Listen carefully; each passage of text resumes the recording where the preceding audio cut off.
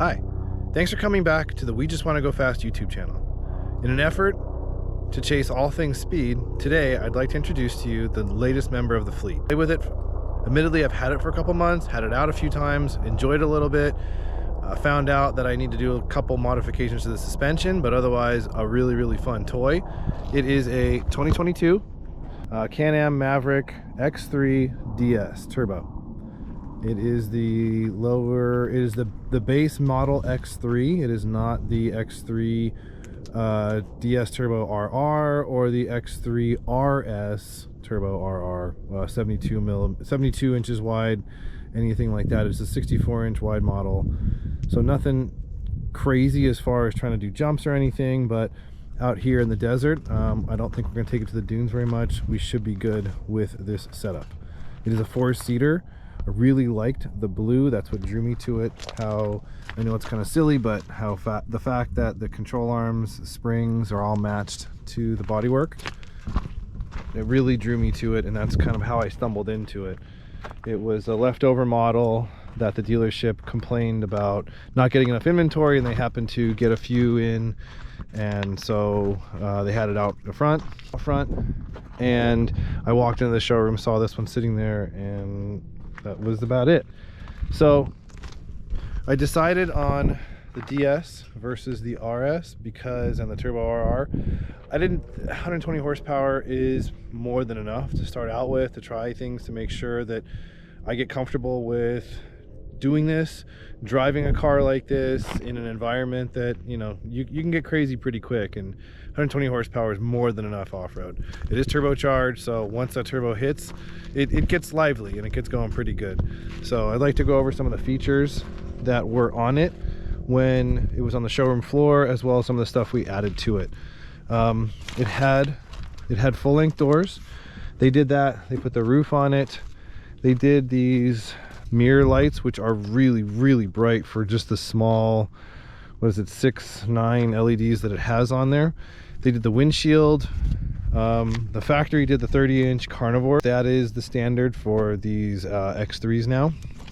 A lot of people end up going 31s or 32s, but as of right now, I don't think we're going to need that.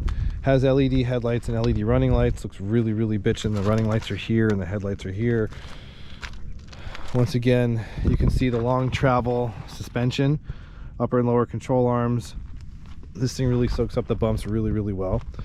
You can adjust ride height, and that's what I have to do here in the front. As you can see, it's pretty near the top of its height, or so I guess the lower, it would be at its lowered height for the vehicle, top end of the travel here of the shocks. So I need to adjust those down, and I've thought about sending them out to shock therapy. We'll see about that. But they are adjustable for rebound and compression. Some of the things that we added on were the rock sliders, the light bar in case we want to take it out at night. The dealership already had the 5150 lights, whip lights put on, and the particle separator for the air cleaner, so in case we go out to sand or dusty conditions, we don't really have to worry about clogging up the air filter.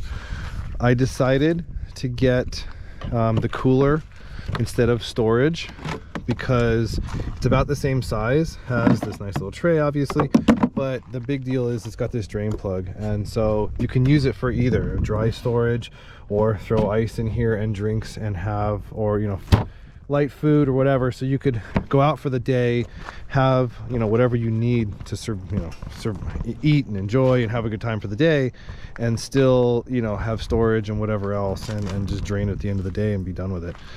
So we also opted for door pockets because there's a high lack of storage in this vehicle. It's just some in the glove compartment area. It's got 4 cup holders and open storage here, but really not a whole lot for if you were to have, let's say, 3 or 4 people. You know, you really don't have a lot of places to put things in here. It's very roomy and comfortable, but you know, you just don't have a lot of room for storage, and that's why we decided to do that. Like those suicide doors, right? So we'll climb in.